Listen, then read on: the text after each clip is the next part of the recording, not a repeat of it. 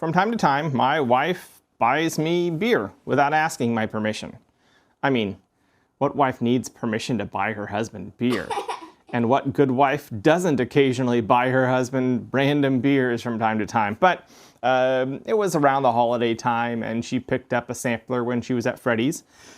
And they were mostly big beers, or dark big beers. I mean, yes, big beers, but they were dark beers, as in stouts and things like that. The Elysian Dragon's Tooth. And then there's this one. I don't actually remember what the others were.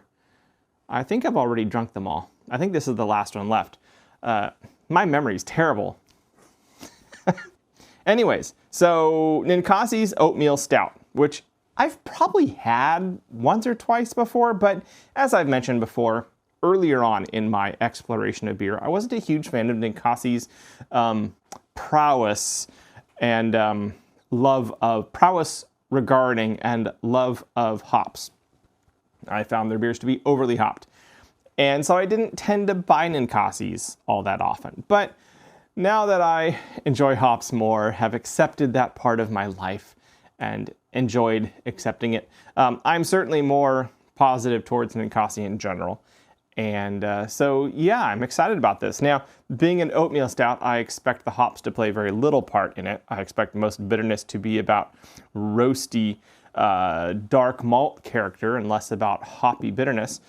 But, I mean, it's a stout beer. It definitely has hops in it. And it's Ninkasi. And I appreciate Ninkasi more now than I used to. So that's all a good thing. Let's get into it.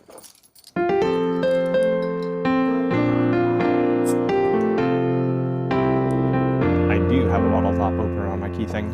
Shark one. Is it a what? A shark one. Oh, I do have the shark one too. That one's from Oklahoma. Oh. Yep. There's a little bit of head, but it certainly didn't want to foam up as I started pouring it. Poured nice and thick too. I mean, that's normal. You expect with an oatmeal stout, you're expecting it to have a thicker body, a little bit more viscous. And yeah, you can see that. There's some legs there.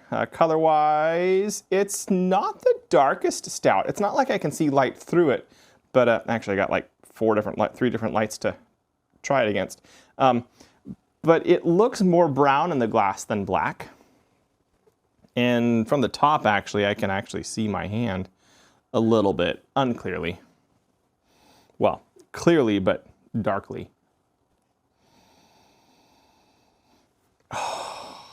Yeah, this is roasty, dark, coffee, chocolate, molasses, all the dark, roasty aromas. It smells not rich, but full. It's been out of the fridge for 20 minutes, probably. You know, being a stout, it should be fine for that. And in fact, that's probably better for it.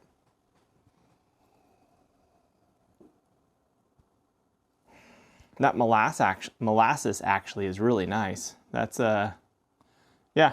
I expect this to be roasty, dark chocolate, dark coffee, maybe more to the chocolate side, especially since there's molasses, so there's some sweetness to it. Maybe even like a syrupy molasses, super dark sweetness kind of thing. Yeah, all good things. But let's find out.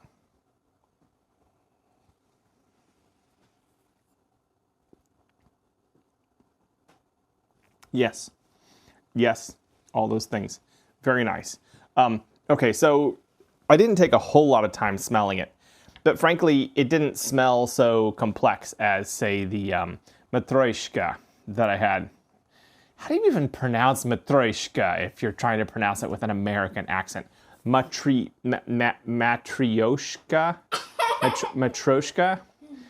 I mean, those letters just make you want to put a Cyrillic roll into your tongue. Matryoshka kind of thing, which is, sorry, horribly incorrect to how it's likely correctly pronounced in its native tongue. But that's not this beer. It just didn't smell as complex as that, which isn't a bad thing. I mean, the Matryoshka is a beautifully complex and unique barrel-aged stout. This is not barrel-aged, I'm pretty sure. It is brewed and bottled in Eugene, Oregon. No, it doesn't advertise that it's barrel aged, but it does say oats in 2 different places. Well, it says Oatis and it says oats. So it's just a bog standard oatmeal stout.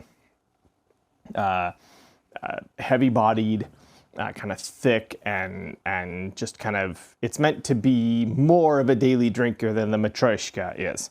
And it's only 7% ABV versus the 14 something that the Matryoshka was.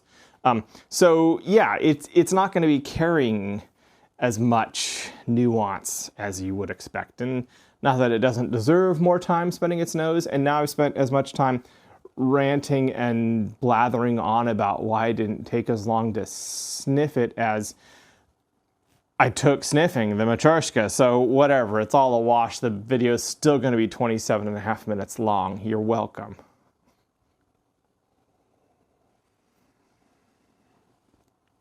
Yeah, roasty,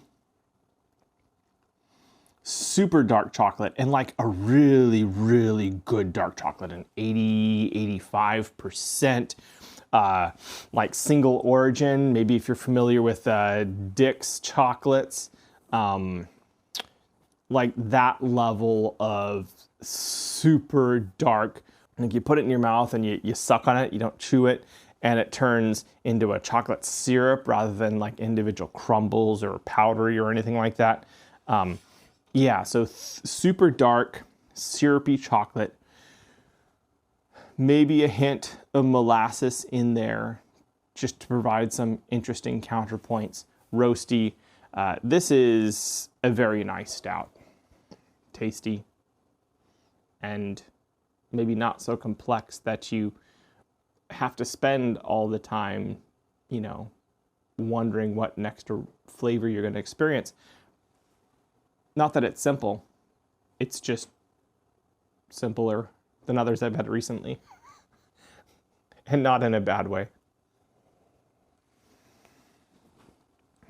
I mean, it's not a simple beer. It's a beautifully full, big, warming, nice, dark, perfect for a foggy winter night here, evening here in the Northwest. And I'm going to enjoy it as I drink the rest of it. So yeah, I give Ninkasi's Oatmeal Stout, or I guess they call it Oatis Oatmeal Stout. I give it, what? You say 5? But I only go up to 4. And this is a 3-star beer. It's a perfectly adequate oatmeal stout. Maybe not the thickest bodied oatmeal stout, but the oats are there and they give it a little bit extra body. That chocolate is really nice, like it's a really nice chocolate. I'd imagine that colder, you're probably picking up more, possibly more of the roasty character. But I kind of like it with this little bit of sweetness because it's not sweet. It's just this beautiful, super dark chocolate, super roasty, and it's pleasant to drink, which is all you can ask for a beer, right?